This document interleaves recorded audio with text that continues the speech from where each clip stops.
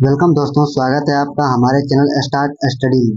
आज हम देखने वाले हैं क्लास 10th के बायो का फर्स्ट चैप्टर, जो कि है लाइफ प्रोसेस, जैव प्रक्रम। तो चलिए सबसे पहले इसके डिफिनेशन के बारे में जानते हैं कि लाइफ प्रोसेस होता क्या है। हम पहले डिफिनेशन को समझेंगे, इसके बाद हम फिगर के माध्यम से भी समझेंगे। जैव प्रक्रम, लाइफ प्रोसेस, शरीर की वे सभी क्रियाएं जो शरीर को टूट फूट से बचाती है और सम्मिलित रूप से अनुरक्षण यानी मेंटेनेंस का कार्य करती है, जैव प्रक्रम कहलाती है। जैव प्रक्रम में सम्मिलित क्रियाएं निम्नलिखित है, जो कि पहला है पोषण, न्यूट्रिशन, श्वसन, रेस्पिरेशन, तीसरा है वहन, ट्रांसपोर्टेशन, और चौथा है उत्सर्जन। हम लोग पहले पोषण के बारे में जानेंगे कि पोषण क्या होता है, उसके बाद श्वसन, और फिर बारीकी से अलग अलग टॉपिक यानी चारों टॉपिक को डिटेल से देखेंगे। तो हमारा पहला टॉपिक है पोषण। पोषण क्या होता है, यानी पोषण, न्यूट्रिशन यानी भोजन, सजीवों द्वारा भोजन ग्रहण करना एवं जैव रासायनिक प्रक्रम के द्वारा जटिल पदार्थों को सरल पदार्थों में परिवर्तित कर उन्हें रक्त में मिलाना तथा ऊर्जा प्राप्त करना, शरीर अनुरक्षण के लिए उसका उपयोग करना पोषण कहलाता है। मतलब सजीव प्राणियों, जितना भी सजीव जीव जंतु है, उसके द्वारा भोजन को ग्रहण करना, उसको पचाना और पचने के फलस्वरूप जो उससे उन्हें ऊर्जा प्राप्त होती है, उस ऊर्जा का उपयोग करना, शरीर अनुरक्षण का कार्य करना, तरह तरह के कार्य को करना ही पोषण कहलाता है। हमारे दैनिक जीवन में जो हमें ऊर्जा की आवश्यकता होती है, वो हमें भोजन से ही प्राप्त होती है। पोषण के मुख्य 3 उद्देश्य है। पहला ऊर्जा प्राप्ति, शरीर निर्माण और रोगों से रक्षा। हमारे जो ऊर्जा प्राप्ति, जैसे कार्बोहाइड्रेट, वसा, प्रोटीन, प्रोटीन से ऊर्जा मिलती है, यानी कि कार्बोहाइड्रेट हो गया, प्रोटीन हो गया, वसा हो गया, इस सब से हमें क्या मिलती है, ऊर्जा मिलती है। और शरीर में जो हम लोग भोजन करते हैं, उसका मुख्य उद्देश्य ऊर्जा प्राप्ति ही है। और शरीर निर्माण हो गया, रोगों से रक्षा। तो दूसरा देखते हैं शरीर निर्माण। शरीर का निर्माण प्रोटीन, जल तथा खनिज लवण से होता है।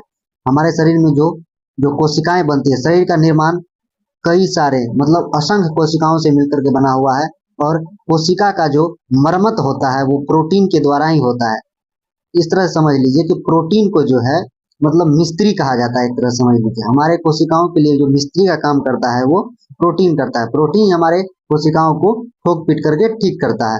तो अगर कहीं पे घाव हो जाता है या कुछ हो जाता है, तो वहाँ जो नई कोशिकाओं का निर्माण होता है वो प्रोटीन के माध्यम से ही होता है। जिसके शरीर में जितना अधिक प्रोटीन होगा, उसका घाव उतना जल्दी ठीक होगा। चलिए आगे देखते हैं। आगे रोगों से रक्षा। विटामिन शरीर को रोगों से बचाता है। हमारे शरीर में जो विटामिन होता है, जो हम लोग भोजन करते हैं, भोजन में तरह तरह के विटामिन होते हैं, विटामिन ए, बी, सी, के, इस तरह के जितने भी विटामिन होते हैं, वो हमारे शरीर में रोगों से लड़ने का काम करता है। और रोगों से लड़ने का काम जो है विटामिन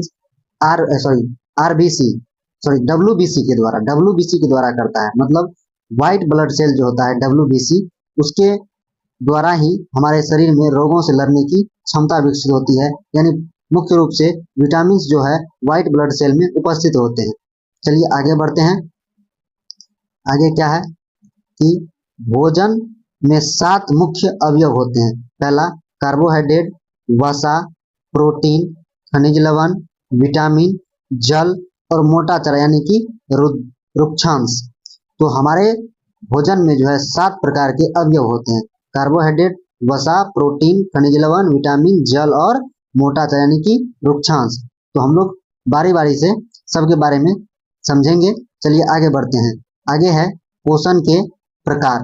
पोषण के प्रकार, पोषण 2 प्रकार के होते हैं। पहला होता है स्वपोषण और दूसरा होता है परपोषण, जो हम लोग आगे पढ़ेंगे। स्वपोषण क्या होता है?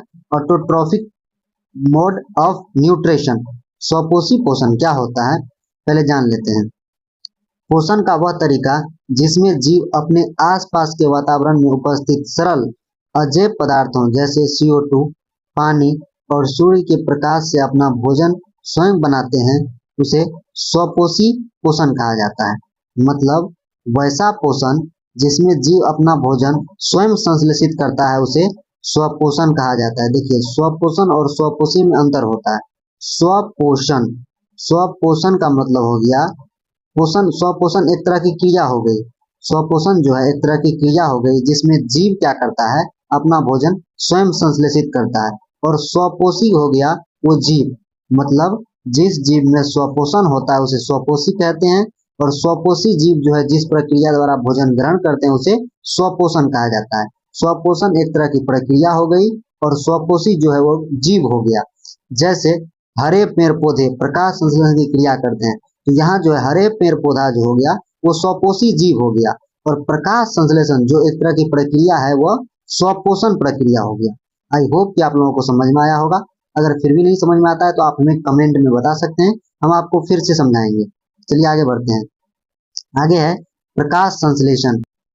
चलिए आगे बढ़ते हैं। आगे प्रकाश संश्लेषण, पौधे सूर्य प्रकाश की उपस्थिति में भूमि से जल एवं खनिज लवण लेकर के वायुमंडल से कार्बन डाइऑक्साइड प्राप्त करता है और क्लोरोफिल की सहायता से अपना भोजन पत्तियों में जो तैयार करता है, इसी प्रोसेस को हम लोग प्रकाश संश्लेषण कहते हैं। प्रकाश संश्लेषण इसका नाम इसलिए पड़ा है क्योंकि ये प्रकाश की उपस्थिति में होता है।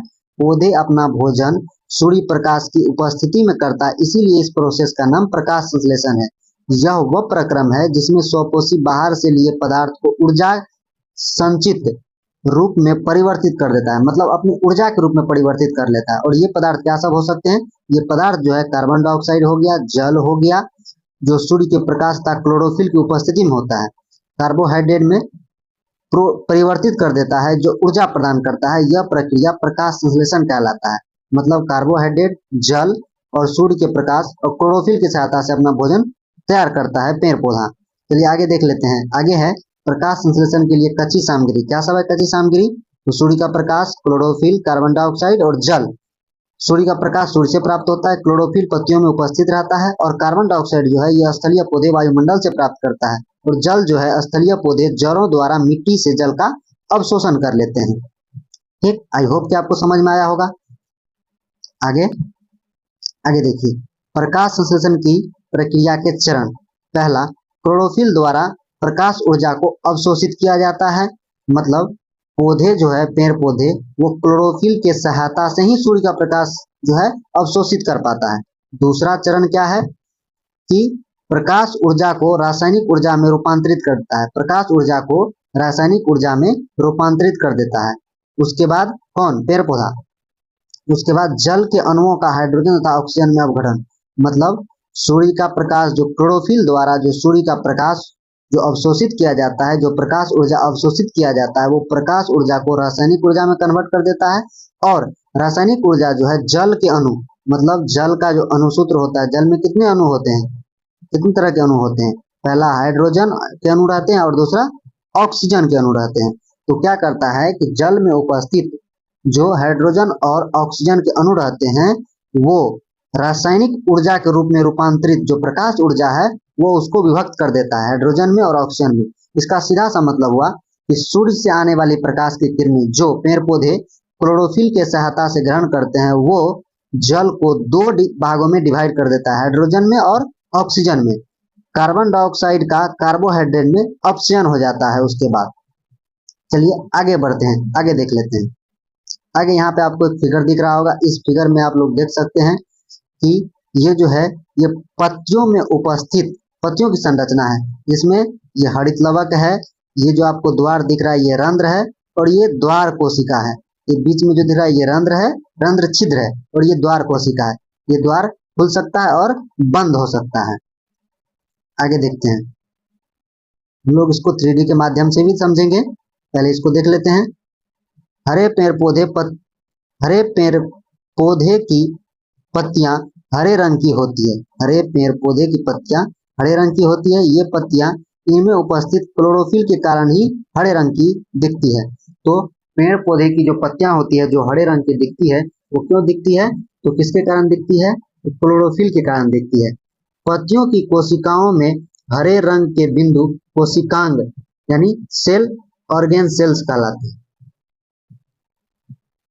तो पत्तियों की कोशिकाओं में जो हरे रंग के बिंदु दिखते हैं, इससे पहले आपको दिख रहा होगा तो ये फिगर में फिर से दिखाए जाते हैं। ये जो हरे रंग के बिंदु दिखाई देते हैं ये कोशिकांग है, मतलब कोशिकाओं के अंग है। तो आगे बढ़ते हैं, जिन्हें क्लोरोप्लास्ट यानी कि हरित लवक कहा जाता है, जिनमें क्लोरोफिल होता है।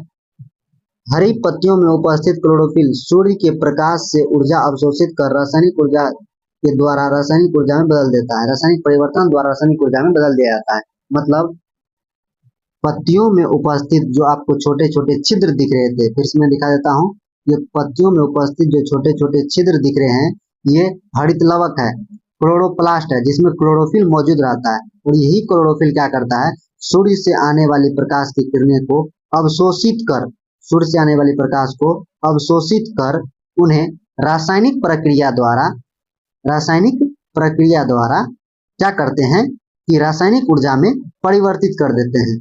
इसमें परिवर्तित कर देते हैं रासायनिक ऊर्जा में, और फिर वो रासायनिक ऊर्जा क्या कर लेता है कि जल को तोड़ने का काम करता है, हाइड्रोजन और ऑक्सीजन के अणुओं में। चलिए आप लोग आगे देखिए, आगे लिखा होगा पेड़ पौधे जड़ के द्वारा जमीन से जल ग्रहण करते हैं। क्लोरोफिल द्वारा सूर्य प्रकाश से प्राप्त ऊर्जा जल को हाइड्रोजन तथा ऑक्सीजन के अणुओं में विखंडित कर देती है। जो मैं बताया वही चीज यहाँ पे लिखा हुआ है कि पेड़ पौधे जड़ के द्वारा जमीन से जल ग्रहण करते हैं और क्लोरोफिल द्वारा सूर्य से प्राप्त ऊर्जा, जो सूर्य का प्रकाश होता है, जो ऊर्जा प्राप्त होती है, उसे क्या करता है कि रासायनिक परिवर्तन द्वारा रासायनिक ऊर्जा में कन्वर्ट कर देता है, और वो रासायनिक ऊर्जा जो है हाइड्रोजन और ऑक्सीजन में जल को विखंडित कर देता है। आगे देख लेते हैं, आगे क्या है कि पत्तियों की सतह पर सूक्ष्म छिद्र होते हैं जिन्हें रंध्र छिद्र कहते हैं, स्टोमल पोर कहते हैं।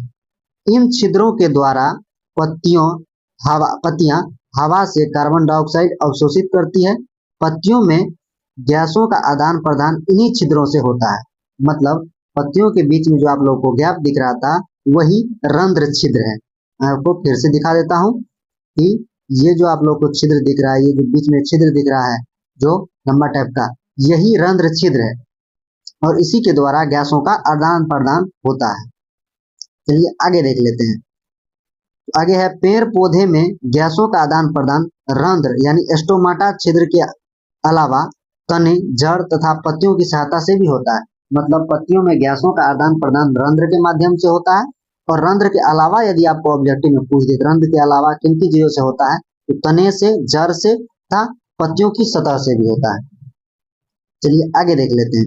आगे क्या है, पत्तियों द्वारा कार्बन डाइऑक्साइड जल से प्राप्त ऑक्सीजन तथा हाइड्रोजन के अणुओं में प्रतिक्रिया कर ग्लूकोज में अपचयित हो जाता है।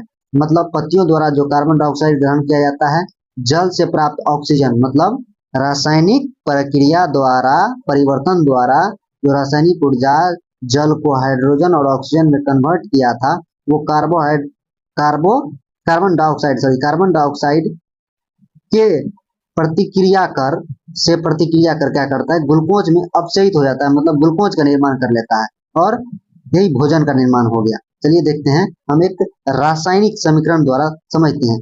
प्रकाश संश्लेषण के लिए निम्नांकित रासायनिक प्रतिक्रिया होती है। क्या होती है कि कार्बन डाइऑक्साइड और जल मिल करके सूर्य के प्रकाश की उपस्थिति में क्लोरोफिल के माध्यम से ग्लूकोज का निर्माण करती है। किसका?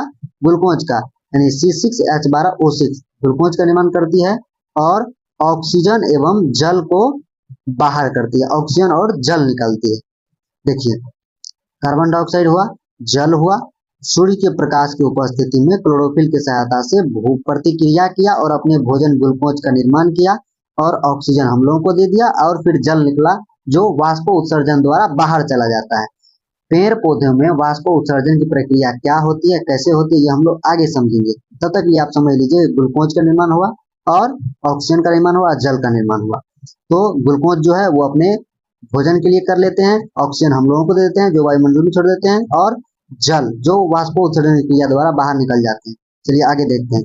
आगे है, ग्लूकोज के रूप में प्राप्त कार्बोहाइड्रेट से पेड़ तथा पौधों को ऊर्जा प्राप्त होती है। मतलब ग्लूकोज के रूप में प्राप्त कार्बोहाइड्रेट से पेड़ पौधा को क्या प्राप्त होती है? ऊर्जा प्राप्त होती है। ऊर्जा का मुख्य स्रोत क्या है? भोजन ही है, मतलब भोजन प्राप्त होता है। नोट में क्या है, पेड़ पौधों को ऊर्जा के साथ शरीर के निर्माण के लिए अन्य कच्ची सामग्री की आवश्यकता होती है। स्थलीय पौधे जल के साथ अन्य कच्ची सामग्री यथा नाइट्रोजन, फास्फोरस, लोहा तथा मैग्नीशियम आदि खनिज पदार्थ मिट्टी से प्राप्त करते हैं। मतलब पेड़ पौधे को ऊर्जा के साथ साथ शरीर निर्माण के लिए अन्य कच्ची सामग्री की भी आवश्यकता होती है। और स्थलीय पौधे जो है वो जल के साथ साथ अन्य कच्ची सामग्री जैसे नाइट्रोजन, फास्फोरस, लोहा, मैग्नीशियम और अन्य खनिज मिट्टी से प्राप्त कर लेते हैं और अपने शरीर का निर्माण करते हैं, शरीर को विशालता प्रदान करते हैं, आगे बढ़ते हैं। आगे क्या है? विषम पोषी पोषण मतलब हेटरोट्रोफिक मोड ऑफ न्यूट्रिशन।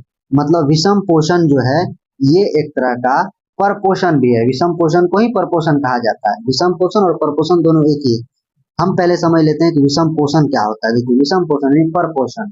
तो परपोषण एक तरह की प्रक्रिया है। इससे पहले भी हम आपको बताए हैं कि पोषण जो एक तरह की प्रक्रिया है। परपोषण वैसा पोषण जिसमें जीव अपना भोजन दूसरों की मदद से ग्रहण करते हैं, दूसरों जीवों पर आश्रित रहते हैं, उसे हम लोग उस प्रक्रिया को हम लोग विषम पोषण या परपोषण कहते हैं। वैसा पोषण जिसमें जीव दूसरों पर आश्रित रहता है उसे हम लोग परपोषण कहते हैं। और जो जीव परपोषण की प्रक्रिया जिस जीव में होती है उसे हम लोग विषमपोषी या परपोषी कहते हैं। तो मतलब जब परपोषी का बात आएगा और विषमपोषी का बात आएगा तो वो एक तरह का जीव हो गया, लेकिन विषम पोषण या परपोषण की बात आएगा तो वो एक तरह का प्रक्रिया हो गया। पोषण मतलब प्रक्रिया, पोषी मतलब जीव।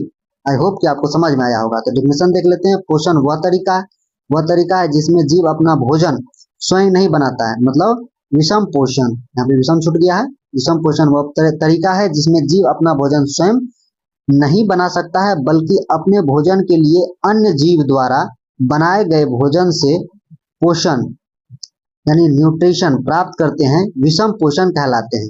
मतलब वैसा जीव जो अपना भोजन स्वयं संश्लेषित न करके दूसरे जीवों पर निर्भर रहता है उसे हम लोग विषम पोषण या विषमपोषी या परपोषी जीव कहते हैं। इस प्रक्रिया को विषम पोषण या परपोषण कहते हैं। उदाहरण के लिए कवक, फंगस, मनुष्य व अन्य जीव जो है वो सभी क्या है? विषमपोषी है यानी कि परपोषी है।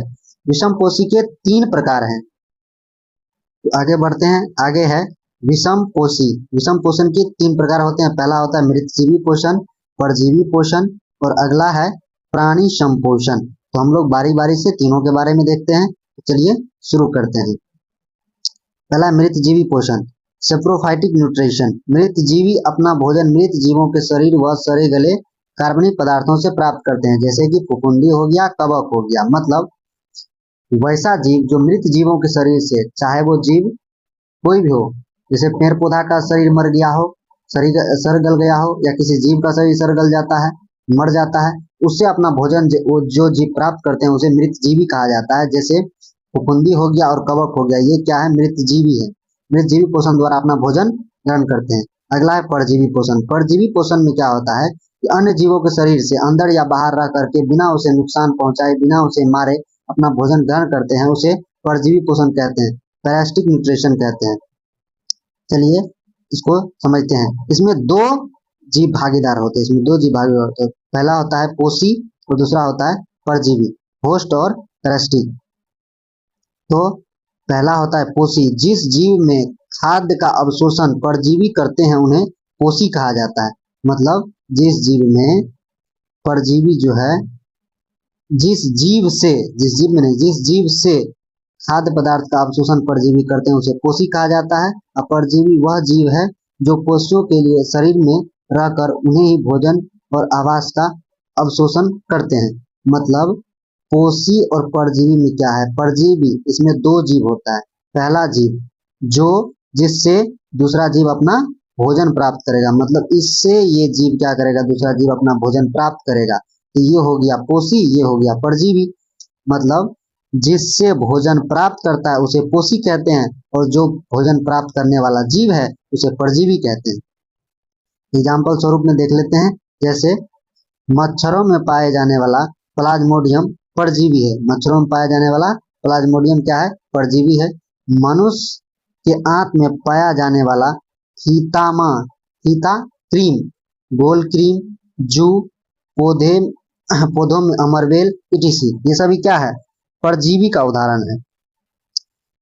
जू मतलब जो जिसको हम लोग देहाती भाषा में ढील कहते हैं, वो क्या है? परजीवी है, क्योंकि वो हमसे अपना भोजन प्राप्त करते हैं, हमारे शरीर में बाहर से बालों में रहते हैं और अपना भोजन प्राप्त करते हैं।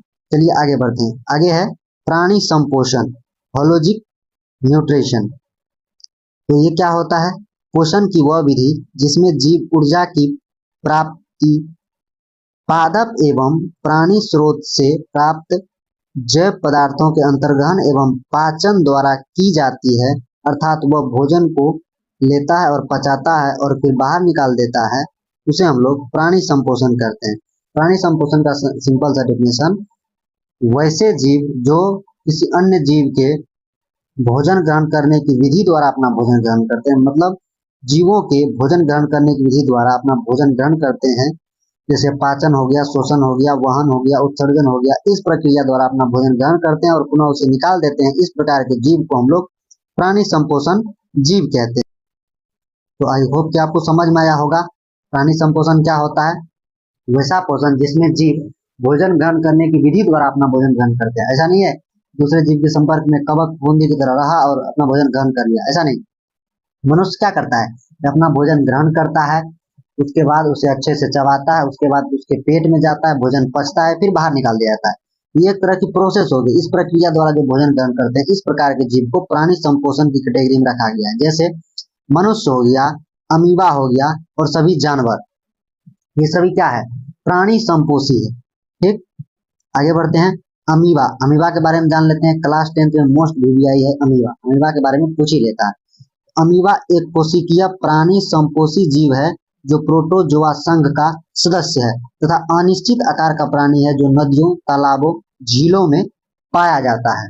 अमीबा क्या है, एक कोशिकीय अनिश्चित आकार का प्राणी है, अनिश्चित आकार वाला प्राणी है। एक कोशिकीय जीव है और इसका आकार निश्चित नहीं होता, ये किसी भी आकार का हो सकता है और नदियों, तालाबों और झीलों में पाया जाता है। अमीबा में पोषण की विधि को हम लोग समझ लेते हैं, क्या होता, कैसे होता है। अमीबा के अमीबा में पोषण, अमीबा के कोशिकीय सतह पर उंगली जैसी अस्थायी संरचना होती है जिसे कुटपाद कहते हैं। अमीबा इन कुटपादों के द्वारा भोजन को घेर लेते हैं जो संगलित होकर खाद्य पदार्थ, खाद्य रिक्तिका बनाते हैं। इस खाद्य रिक्तिका के अंदर जटिल पदार्थ का विघटन सरल पदार्थों में किया जाता है और वे कोशिका द्रव में विसरित हो जाते हैं। बचा हुआ अपच पदार्थ कोशिका की सतह की ओर गति करता है तथा भोजन से बाहर निष्कासित कर दिया जाता है। मतलब अमीबा जो है वो एक कोशिकीय अनिश्चित आकार का प्राणी है जो क्या करता है, अपने भोजन को कुटपादों की मदद से ग्रहण करता है। चलिए इसको फिगर के माध्यम से हम लोग समझते हैं। यहाँ पर आपको फिगर दिखाई दे रहा होगा, ये क्या है, अमीबा है। अमीबा के अंदर एक केंद्रक होता है और ये बगल में जो आपको रेड कलर का दिखाई दे रहा है, ये खाद्य के कण है, मतलब खाद्य पदार्थ है। ये अमीबा ये पादाब या कुटपादों की मदद से भोजन को घेर लेता है और चारों ओर खाद्य रिक्तिका मतलब एक राजधानी का निर्माण कर लेता है और क्या कर लेता है कि खाद्य रिक्तिका निर्माण होते ही ये खाद्य पदार्थ पच जाता है और अपच भोजन पुनः उत्पादों के माध्यम से ये बाहर कर देता है। इसके पूरे प्रोसेस को हम लोग एक डायग्राम के द्वारा समझ लेते हैं। अमीबा हो गया, भोजन को अपने पादाब की सहायता से घेर लेता है, मतलब उत्पाद की सहायता से घेर लेता है, जैसा कि इस फिगर में दिख रहा है आपको। खाद्य रिक्तिका मतलब खाद्य राजधानी, भोजन राजधानी का निर्माण हो जाता है। उसके बाद खाद्य रिक्तिका में जटिल पदार्थों का विघटन सरल पदार्थों में हो जाता है। मतलब खाद्य रिक्तिका में क्या होता है कि जटिल पदार्थ जो है वो सरल पदार्थों में विभक्त हो जाता है, टूट जाता है और बचा हुआ अपच भोजन कोशिका की सतह की ओर गति करता है। मतलब ये पुनः ये सतह हो गया, इसके बाहर वाला जो ये सतह हो गया, इसकी ओर गति करता है और ये पदार्थ शरीर से बाहर निष्कासित कर दिया जाता है। चलिए आगे बढ़ते हैं। आगे है मनुष्य में पोषण। मनुष्य में किस प्रकार से पोषण होता है। न्यूट्रिशन इन ह्यूमन, मनुष्य में पोषण भोजन के पाचन से प्राप्त होता है। मतलब मनुष्य में जो पोषण की प्राप्ति होती है, जो ऊर्जा की प्राप्ति होती है, वो भोजन के पाचन से प्राप्त होती है। मनुष्य में भोजन का पाचन आहार नली में होता है। आहार नली मुंह से गुदा तक विस्तृत एक लंबी नली होती है। इस आहार नली में भोजन का पाचन विभिन्न चरणों में होता है जिससे मनुष्य को पोषण प्राप्त होता है। मतलब पोषण जो है मनुष्य में भोजन के पाचन से प्राप्त होता है और भोजन का जो पाचन है वो आहार नाल में मतलब आहार नली में होता है।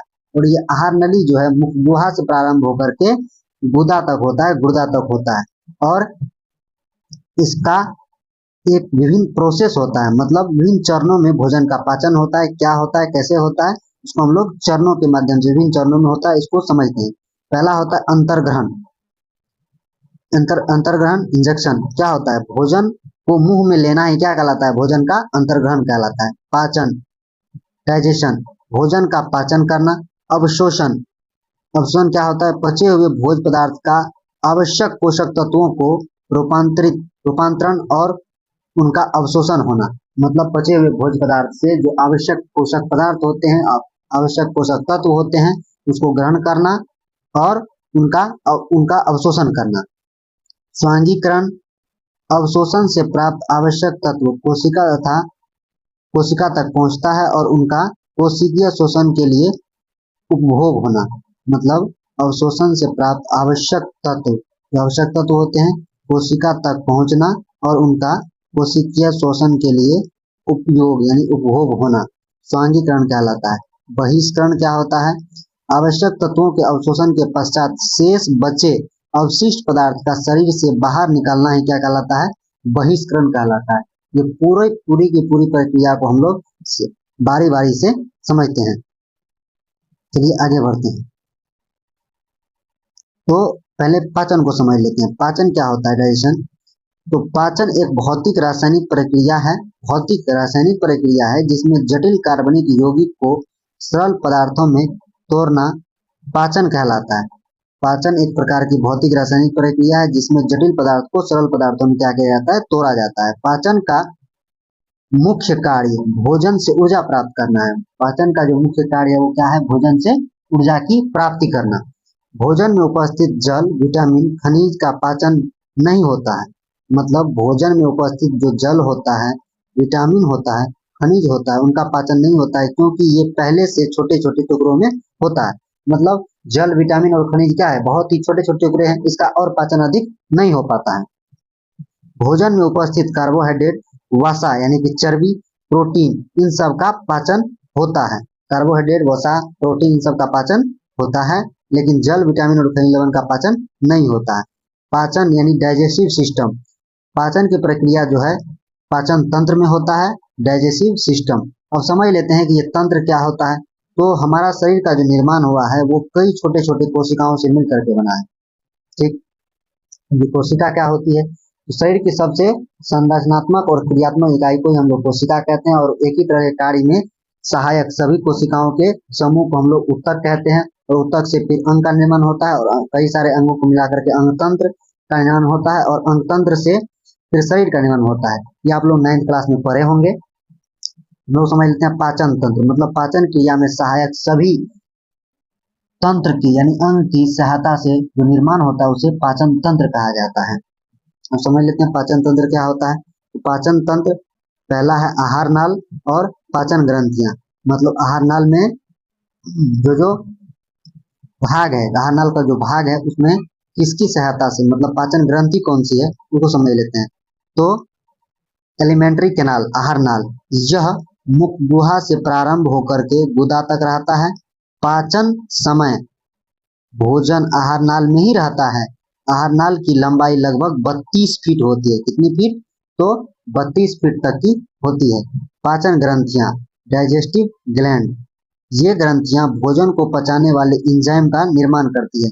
मतलब शरीर में जो भोजन का पाचन होता है, जो आहार नाल में भोजन का पाचन होता है, उसमें आहार नाल में जैसे मुख गुहा हो गया, ग्रास नली हो गया, इस समय कोई ना कोई ऐसा एंजाइम उपस्थित रहता है जिसकी सहायता से भोजन का पाचन होते रहता है।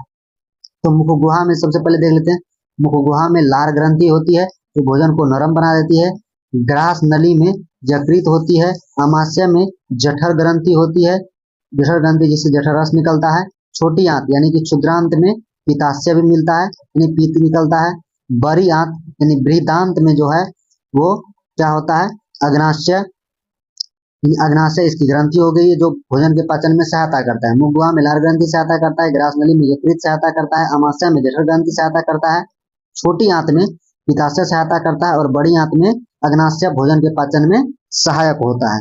और गुदा द्वारा फिर भोजन बाहर निकाल दिया जाता है। जो मतलब जो अवशोषित होने के लायक नहीं है, जो वेस्ट प्रोडक्ट होता है, जो वेस्ट पदार्थ होता है, वो गुदा द्वारा बाहर निकाल दिया जाता है। चलिए आगे बढ़ते हैं। आगे यहाँ पर आप लोगों को फिगर दिख रहा होगा, फिगर में देख सकते हैं आप लोग आसानी से जिह्वा है, ठीक, और ये मुखगुहा है। मुखगुहा में भोजन को ग्रहण करके हम लोग ग्रास नली से भोजन कहाँ पहुँचता है, अमाशय में पहुँचता है। अमाशय में जो जठर ग्रंथियां होती है जिससे जठर रस निकलता है, वो भोजन को, जिसमें HCl अम्ल उपस्थित रहता है, वो भोजन को तोड़ देता है। ये डायफ्राम है। डायफ्राम का क्या काम है वो हम लोग आगे समझेंगे। डायफ्राम जो है मेनली रूप से फेफड़ा और अमाशय यानी कि पेट का जो भाग है उसके बीच में रहता है, और ये सांस लेने में काफी सहायता, मतलब 70 से 80% सहायक जो है ये डायफ्राम का ही भाग होता है। श्वसन क्रिया में 70 से 80% सहायता श्वसन क्रिया में डायफ्राम ही करता है। पित्ताशय जैसे पित्त निकलता है, इसमें पित्त का क्या होता है, भंडारण होता है, और ये पित्त नली आप लोगों को दिख रहा होगा यहाँ पर। आई होप कि आप लोगों को इसमें फिगर में आसानी से दिख रहा होगा, हम जूम करके दिखा देते हैं।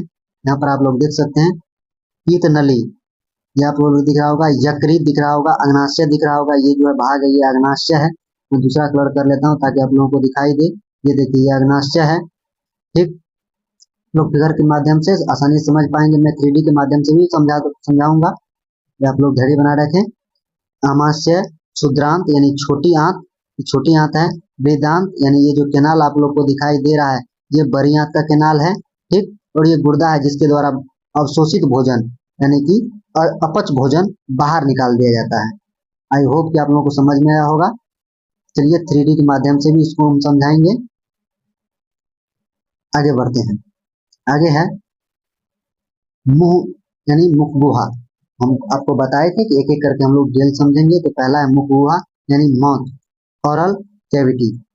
माउथ यानी मुखगुहा में क्या होता है, तो मुंह आहार नली का मुख्य द्वार है, जो एक खाली जगह होता है जिसमें एक जीभ होता है, 3 जोड़ी लार ग्रंथियां तथा 32 दांत पाए जाते हैं। भोजन का पाचन मुख से ही शुरू हो जाता है, ठीक है। भोजन का जो पाचन है वो मुखगुहा से ही प्रारंभ हो जाता है। 32 दांत होते हैं। दांत के बारे में जान लेते हैं। दांत का मुख्य कार्य भोजन को चबाना। दांत भोजन को काटकर सर्वप्रथम छोटे छोटे टुकड़ों में बांट देता है, तत्पश्चात उसे पीसकर महीन बना देता है। भोजन चबाने के अलावा दांत बोलने में हमारी मदद करता है तथा हमारे चेहरे को अच्छा आकार देता है। मानव दांत 2 परत यानी 2 लेयर में होता है। बाहरी परत इनामेल जबकि आंतरिक परत डेंटाइल कहलाता है।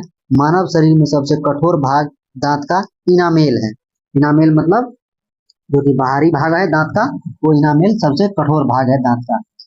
तो आई होप दांत के बारे में आप लोगों को समझ में आया होगा। मैं शॉर्टकट में फिर से बता दे रहा हूँ कि दांत जो है हमारे शरीर में भोजन को छोटे छोटे टुकड़ों में और उसे पीसने में कार्य करता है। और दांत के 2 भाग होते हैं, इनामेल और डेंटाइन। कौन कौन, इनामेल और डेंटाइन। इनामेल जो है वो काफी मजबूत है, और डेंटाइन जो है, डेंटाइन वो इनामेल के मामले में थोड़ा सा कमजोर है। तो दांत जो हमारे शरीर को बढ़िया दिखने में यानी फेस को अच्छा आकार प्रदान करने में भी सहायता करता है। कैसे करता है, देखिए बिना दांत का आपका फेस कैसा लगेगा, एकदम मुंह एकदम भगवाइल जैसे लगेगा, एकदम दांत दांत के बिना चपक जाएगा गाल ताल, तो बढ़िया लगेगा, देखने में नहीं लगेगा। तो दांत जो है हमारे फेस को यानी कि हमारे शरीर में सुंदरता प्रदान करने में भी सहायक है, और ये हमारे बोलने में मदद करता है। जैसे दांत अगर नहीं रहेगा तो हम लोग अच्छे से बोल नहीं पाएंगे, मतलब बोलेंगे कुछ और हवा निकल जाएगा और अच्छे से बोल नहीं पाएंगे, है कि नहीं। तो दांत हमारे शरीर में बोलने में भी और हमारे शरीर को सुंदरता प्रदान करने में भी सहायक है। लार ग्रंथि, सलेवरी ग्लैंड्स। लार ग्रंथि के बारे में समझ लेते हैं। लार ग्रंथि एक प्रकार की ग्रंथि है जो मुंह से में होता है। लार ग्रंथि से एक प्रकार का रस निकलता है जिसे लार रस कहते हैं, सलेवरी जूसिस कहते हैं, जूसी कहा जाता है। लार रस में लाइसोसोम, टाइलिन, डाइएस्टेज तथा म्यूलिन नामक एंजाइम होता है। मतलब लार रस में क्या सब रहता है, तो लार रस में लाइसोजाइम, टाइलिन, डाइएस्टेज तथा म्यूलिन नामक एंजाइम होता है। आई होप कि आपको समझ में आया होगा। ये बहुत ही बढ़िया है, ऑब्जेक्टिव टाइप में पूछा जाता है। देख लेते हैं। लाइसोसोम एंजाइम कीटाणुओं को मारता है। टाइलिन तथा डाइएस्टेज एंजाइम स्टार्च यानी मंड को पचाता है तथा शर्करा यानी कार्बोहाइड्रेट में बदल देता है। 3 म्यूलिन एंजाइम भोजन को चिपचिपा यानी लसलस बना देता है जिससे उसे निगलने में आसानी होती है। मतलब लार ग्रंथि से निकलने वाली जो लार होती है, जो 3 प्रकार की लार होती है, वो हमारे शरीर में क्या काम करती है कि पहला जो है कीटाणुओं को मारती है, दूसरा टाइलिन था डाइस्टेज, ये दोनों स्टार्च का निर्माण करता है, मतलब शर्करा यानी कार्बोहाइड्रेट बदल देता है। और तीसरा जो म्यूलिन है, मतलब 3 भाग में डिवाइड किया गया है और इसमें है तो 4 लेकिन 2 मिलकर के हैं। टैलिन और डाइस्टेज नामक जो एंजाइम है वो दोनों एक ही काम करते हैं, कार्बोहाइड्रेट बदलने का काम करते हैं। और अगला जो है म्यूलिन एंजाइम, जो भोजन को चिपचिपा यानी लसलस बना देता है ताकि उसे निगलने में आसानी हो। आई होप कि आपको समझ में आया होगा।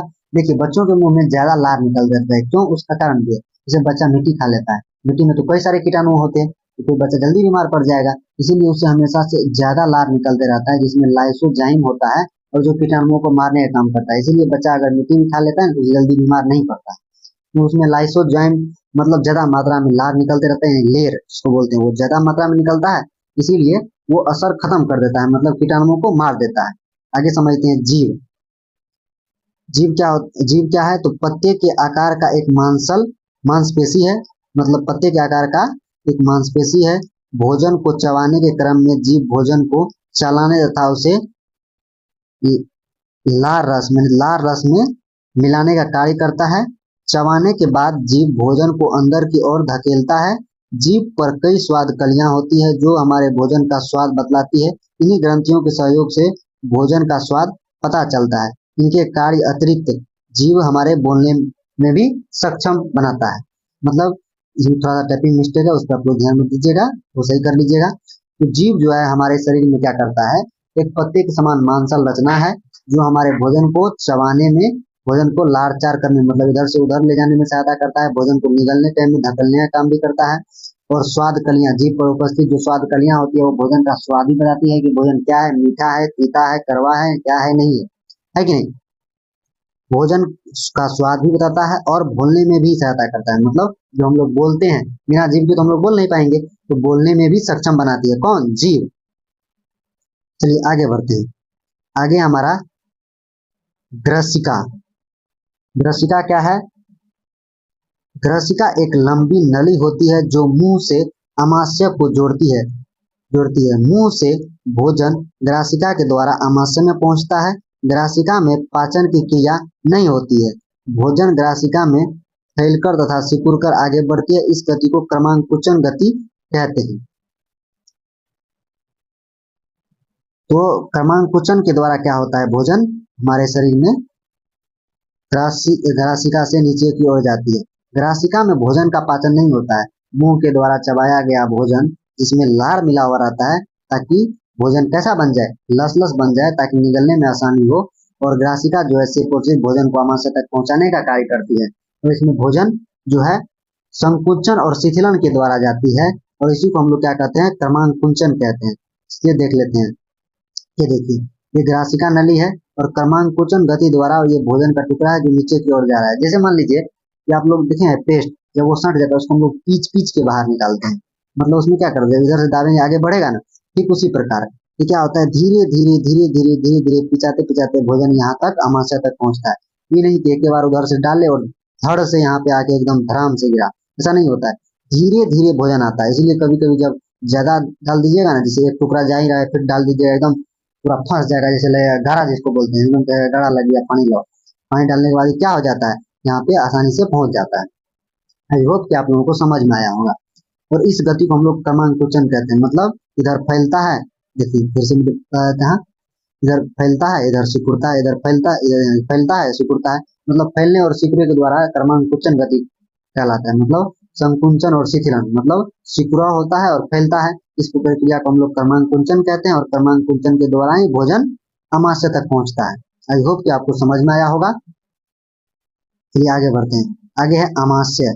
अब भोजन यहाँ पे कौन सा कार्य करते हैं इसको समझ लेते हैं। आमाशय, स्टोमचा, आमाशय का स्टोमच। तो आमाशय का आकार एक बैग की तरह होता है जो भोजन को संग्रहित करने तथा पचाने दोनों का कार्य करता है। यह भोजन को लगभग 4 घंटे रोक कर रखता है। आमाशय का 3 भाग होता है। आमाशय का 3 भाग होता है, कार्डियक, फंडिक और फाइलोरी। कार्डियक, फंडिक तथा फाइलोरी। आमाशय, ये आमाशय है। आमाशय जो है एक चौड़े बैग के समान होता है जो भोजन को संग्रहित करता है और भोजन जो है यहाँ पर आमाशय में 4 घंटे तक रहता है। और इसका 3 भाग है, कार्डियक, फंडिक और फाइलोरी। चलिए इसको हम लोग बारी बारी समझ लेते हैं किसका क्या काम है। तो कार्डियक, कार्डियक में क्या होता है इसको समझते हैं। तो कार्डियक, कार्डियक से HCl निकलता है, मतलब हाइड्रोक्लोरिक एसिड, हाइड्रोक्लोरिक अम्ल निकलता है, जो भोजन को छोटे छोटे टुकड़ों में तोड़ता है और कीटाणुओं को मार देता है। यह भोजन को अम्लीय बना देता है और इंजाइम की क्रियाशीलता को बढ़ा देता है। मतलब कार्डियक, अमाशय का जो कार्डियक भाग है, जो क्या करता है, भोजन में HCl मिला देता है, और HCl मिलाने के बाद क्या हो जाता है कि भोजन छोटे छोटे टुकड़ों में टूट जाता है और कीटाणुओं को भी मार देता है, और यह भोजन को अम्लीय बना देता है और एंजाइम की क्रियाशीलता को बढ़ा देता है। फंडिक क्या कार्य करता है, यह अमाशय के बीच का भाग होता है जिसमें कांटा नुमा रचना पाई जाती है, जिसे रूजी कहते हैं। रूजी यह भोजन को रोक कर रखने का कार्य करती है। जब हम भोजन नहीं किए रहते हैं तो रूजी अपने स्थान पर खड़ा हो जाता है और चुभने चुभन होने लगती है। मतलब रूजी मतलब छोटे छोटे उंगली के समान अमाशय की दीवारों पर जो फंडिक वाला भाग है, मतलब बीच का भाग है, उस पे छोटे छोटे उंगली के समान संरचनाएं होती है, जिसको हम लोग क्या कहते हैं, रूजी कहते हैं। और जब हम लोग भोजन नहीं करते हैं तो क्या हो जाता है, वो रूजी खड़ा हो जाता है और हमें चुभन होने लगती है, और कहते हैं हम लोग कि भूख से पेट में दर्द कर रहा है, पेट में चूहा दौड़ रहा है, पता नहीं क्या क्या, है कि नहीं। तो पेट में कोई चूहा नहीं दौड़ता है, कोई बिल्ली नहीं दौड़ता है, बल्कि ये रूजी जो है अपने जगह पे खड़ा हो जाता है। क्यों हो जाता है, क्योंकि हम लोग भोजन नहीं करते हैं, और ये रूजी जब खड़ा हो जाता है तो हमारे पेट में चुभन होने लगती है और हमें पेट में दर्द करने लगता है। तो लोग कहता है कि पेट से मतलब भूख से पेट में दर्द कर रहा है कि नहीं। चलिए आगे है पाइलोरिक। पाइलोरिक में जठर ग्रंथि पाई जाती है, जिससे जठर रस निकलता है, और जठर रस में रेनिन तथा पेप्सिन पाया जाता है। रेनिन दूध को दही में बदल देता है, अर्थात दूध को पचाता है। पेप्सिन प्रोटीन का पाचन, यानी ये प्रोटीन को पेप्टोन में बदल देता है। देखिए अमाशय में जो पाइलोरिक होता है उसमें दो तरह के जठर रस होता है। जठर रस में दो मतलब जठर रस में रेनिन और पेप्सिन पाया जाता है, और ये जो है ये एंजाइम जैसे रेनिन और पेप्सिन, रेनिन क्या करता है, वो दूध का पाचन करता है, और पेप्सिन प्रोटीन का पाचन यानी पेप्टोन में बदलता है। तो बच्चों में जो होता है वो रेनिन अधिक मात्रा में होता है, इसीलिए बच्चे दूध को आसानी से पचा लेते हैं। जब बच्चे दूध पीते हैं तो उसे दूध आसानी से पच जाता है। यह रेनिन की मात्रा अत्यधिक होती है, इसीलिए वो दूध को आसानी से पचा लेता है। और पेप्सिन जो है जो प्रोटीन का पाचन करता है, जो प्रोटीन को पेप्टोन में बदलता है। तो आई होप कि आप लोगों को समझ में आया होगा। ऑब्जेक्टिव में पूछ लेगा कि दूध का पाचन किसके द्वारा होता है, तो रेनिन के द्वारा होता है। कहाँ होता है, तो अमाशय में होता है, पाइलोरिक भाग में होता है कि नहीं। चलिए आगे बढ़ते हैं। आगे है क्षुद्रांत यानी कि छोटी आंत। आगे देखते हैं, आगे है क्षुद्रांत यानी कि छोटी आंत। और इंटेस्टाइन अमाशय से भोजन क्षुद्रांत में प्रवेश करता है, और अमाशय के बाद भोजन कहाँ आ गया है, छोटी आंत। क्षुद्रांत आहार नली का सबसे लंबा भाग होता है। अत्यधिक कुंडलित होने के कारण यह अंतः यानी कॉम्पैक्ट स्पेस में अवस्थित होती है। विभिन्न जंतुओं में क्षुद्रांत की लंबाई उनके शरीर भोजन के प्रकार के अनुसार अलग अलग होती है। घास खाने वाले शाकाहारी का सेलुलोज पाचन के लिए लंबी क्षुद्रांत की आवश्यकता होती है। मांस का पाचन करना सरल होता है। अंततः बाघ जैसे मांसाहारी की क्षुद्रांत बाघ जैसे मांसाहारी क्षुद्रांत छोटी होती है। एक वयस्क मनुष्य की क्षुद्रांत की लंबाई लगभग 6 मीटर या 30 फीट होती है। देखिए क्षुद्रांत मतलब छोटी आंत की लंबाई जो है भोजन के आकार मतलब भोजन के प्रकार पर निर्भर करता है। जैसे पेड़ पौधा की जो कोशिकाएं होती है वो सेलुलोज की बनी होती है, और सेलुलोज का जो पाचन होता है वो मांस की अपेक्षा कठिन होता है। इसीलिए शाकाहारी जीव जो भी है, जैसे गाय हो गया, भैंस हो गया, बकरी हो गया, इन सब की छोटी आंत की लंबाई होती है वो मांस खाने वाले जैसे मांसाहारी जीव जैसे बाघ हो गया, इन सबसे अधिक होती है। आगे बढ़ते हैं। एक वयस्क मनुष्य की छोटी आंत की लंबाई जो होती है वो 6 मीटर से 20 फीट तक होती है। आपको बता दें कि भोजन का जो पूर्ण पाचन है वो छोटी आंत में ही हो जाता है। छोटी आंत में भोजन का पूर्ण पाचन होता है, ठीक है। भोजन जो है छोटी आंत जो है वो कॉम्पैक्ट होने के कारण मतलब कुंडलित आकार होने के कारण, कॉम्पैक्ट होने के कारण ये कम ही स्पेस में एडजस्ट हो जाता है। इसके 3 भाग होते हैं, यूडिनम, जेजुनम और इलियम। सबको हम लोग बारी बारी समझते हैं एक एक करके। चलिए आगे बढ़ते हैं। पहला है यूडिनम। ये हम लोग का एक चैप्टर भी लगभग खत्म होने वाला है क्योंकि लास्ट ही है। यूडिनम ये छोटी आंत का पहला भाग होता है। क्षुद्रांत में कार्बोहाइड्रेट, प्रोटीन तथा वसा का पूर्ण पाचन होता है। इस कार्य के लिए क्षुद्रांत यानी यकृत का तथा अग्नाशय से स्त्रवण रस मतलब जो रस निकलता है वो प्राप्त करता है। मतलब क्षुद्रांत में जो यानी छोटी आंत में जो भोजन का पाचन होता है यकृत और अग्नाशय से आने वाली रस की सहायता ली जाती है। यकृत यानी कि लीवर, यह शरीर की सबसे बड़ी ग्रंथि है। पहला ऑब्जेक्टिव, यकृत जो है शरीर की सबसे बड़ी ग्रंथि है। इसका भार लगभग 1.5 kg होता है और इसमें जो है पीत मतलब इससे पीत निकलता है जो एक थैलीनुमा रचना में आकर के स्टोर होता है, जिसको हम लोग पित्ताशय कहते हैं, ब्लाडर गोल ब्लाडर कहते हैं। इसमें यकृत द्वारा बनाया गया पीत आकर के जमा हो जाता है। पित्ताशय यकृत के ठीक नीचे रहता है, ठीक है। और आमाशय से आने वाली भोजन अम्लीय होती है, अतः ड्यूडेनम में जाने वाली पीत भोजन को क्षारीय बना देती है, क्योंकि पीत क्षारीय होता है। मतलब पीत जो है वो क्षारीय होता है और पीत का जो पीएच मान होता है वो 7.8 से 8.5 तक होती है। आप लोगों को भी पता होगा कि जिसका पीएच मान 7 से अधिक होता है वो क्या होता है, तो क्षारीय होता है, और 7 से कम होता है तो अम्लीय होता है।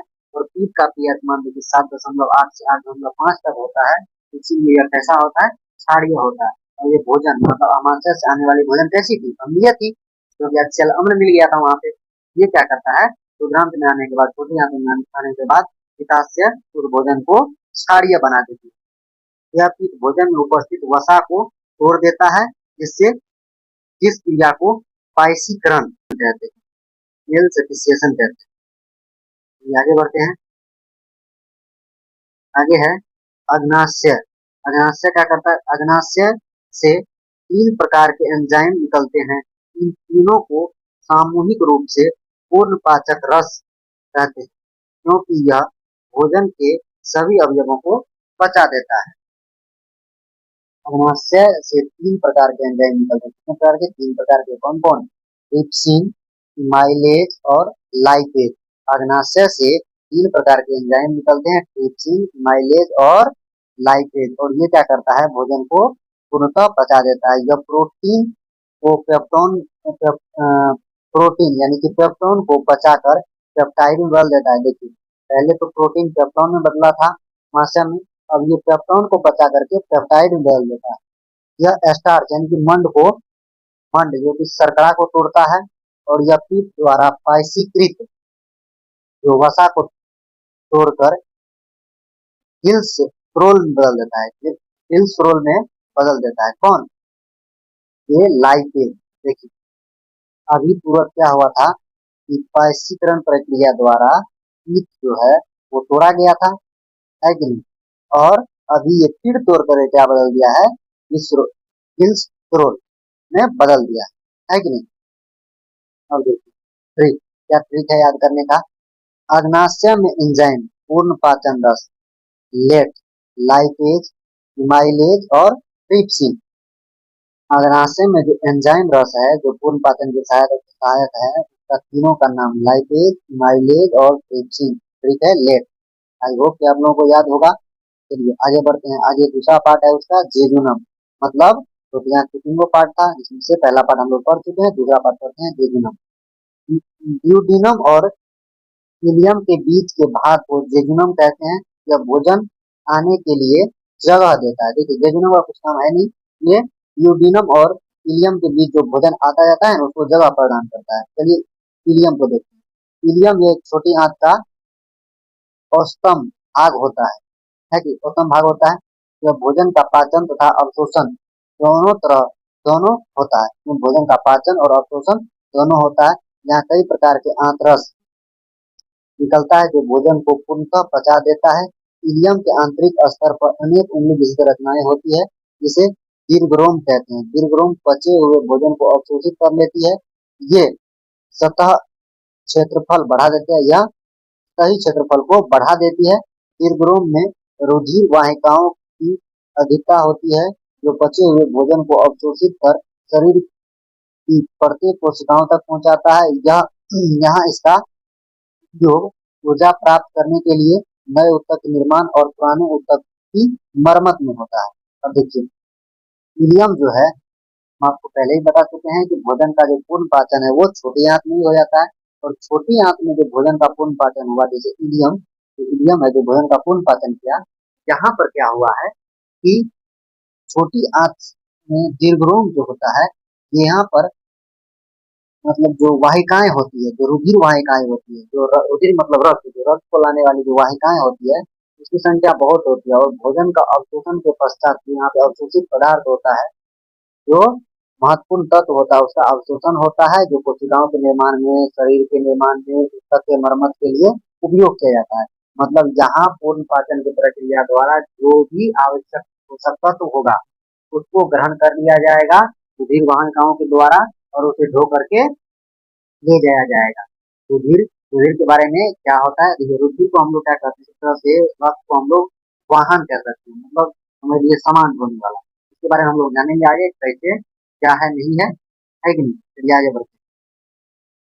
नोट क्या है, भोजन के तुरंत आगे बढ़ते क्या है नोट, भोजन के तुरंत बाद अधिक जल नहीं पीना चाहिए। क्यों?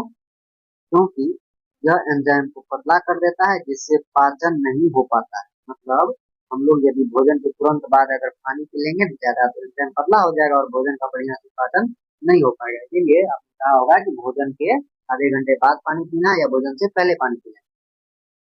भोजन करने के कुछ समय बाद हमें नींद आने लगती है, क्योंकि भोजन पचाने के लिए शरीर का अधिकांश रक्त आमाशय में मांसपेशियों को चलाना मांसपेशियों को चला जाता है, और मस्तिष्क में रक्त की कमी हो जाती है, जिस कारण नींद आने लगती है। मतलब भोजन खाने के बाद हम क्या होती है, हमें नींद आने लगती है, और हमें मतलब कह सकते हैं कि एकदम से क्या मतलब सुस्ती फील होने लगती है। ऐसा क्यों होता है? क्योंकि रक्त का जो अधिकतम भाग होता है वो आमाशय की दीवारों पर उपस्थित मांसपेशियों को चलाने के लिए चल जाता है, उसमें काम करने के लिए चल जाता है। भोजन को पचाने के लिए आमाशय काम करता है, और आमाशय को चलाने का काम कौन सा करेगा? मतलब हमारे पूरे शरीर में जो भी मांसपेशियां उसको चलाने का काम तो रक्त ही करता है, तो रक्त वहां पर चल जाता है और मस्तिष्क में रक्त की कमी हो जाती है और हमें नींद आने लगती है, सुस्ती महसूस होने लगती है। अब आते हैं हम लोगों का लास्ट पॉइंट है, बड़ी आंत वृद्धांत, लार्ज इंटेस्टाइन। क्या होता है? बिना पचा भोजन क्षुद्रांत से वृद्धांत में दे दिया जाता है। मतलब जो भोजन पच नहीं पाता है वो छोटी आंत से अब कहाँ आ जाएगी? बड़ी आंत में। कहाँ आ जाएगी? बड़ी आंत में। और जहाँ जल का अवशोषण होता है, क्योंकि वृद्धांत लार्ज इंटेस्टाइन में जल का अवशोषण होता है, यही कारण है कि समय पर शौच नहीं जाने पर मल सूख जाता है तथा कब्जियत की शिकायत होने लगती है। मतलब लार्ज इंटेस्टाइन में, बड़ी आंत में, वृद्धांत में क्या होता है, जल का अवशोषण होता है। जो भी पदार्थ बच गया, पोषक तत्व भी चला गया, सब कुछ तो चला गया, अब जो भी वेस्ट प्रोडक्ट था वो बड़ी आंत में आ जाएगी, और बड़ी आंत में बचा हुआ पदार्थ है जो बच गया हमारे शरीर में, इससे जल का अवशोषण होते रहता है धीरे धीरे। इसीलिए जब हम लोग ज्यादा देर तक शौच नहीं जाते, मतलब समय पर शौच नहीं जाते हैं, तो मल क्या हो जाता है, जो हमारे अंदर जो वेस्ट प्रोडक्ट है वो सूख जाता है और हमें कब्जियत की शिकायत हो जाती है। इसीलिए जब भी नेचर का कॉल आए तो उठाना चाहिए, है कि नहीं। ये आगे बढ़ते हैं।